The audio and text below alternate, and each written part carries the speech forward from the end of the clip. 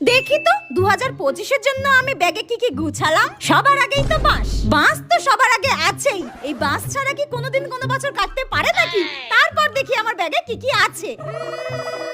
Depression হ্যাঁ আছে, anxiety হ্যাঁ আছে, অপমান। কি অপমান কোথায় গেল? অপমান তো থাকার কথা। প্রতি বছর আমি সবার কাছে অপমানিত হচ্ছি। হ্যাঁ ওই তো দুষ্টু অপমান। অপমান ছাড়া তো আমার জীবনটা আধুরাই থেকে যেত। তারপর দেখি মন খারাপ, দুঃখ, কষ্ট। ব্যাগ ভর্তি ভর্তি মন খারাপ, দুঃখ, কষ্ট রয়েছে। কি আমার ব্যাগে তো সুখ, শান্তি, আনন্দ এগুলো কিছুই নেই। ওগুলো কোথায় গেল? ও আমার জীবন থেকে তো সুখ, শান্তি, আনন্দ কবে স্বর্গে চলে গেছে।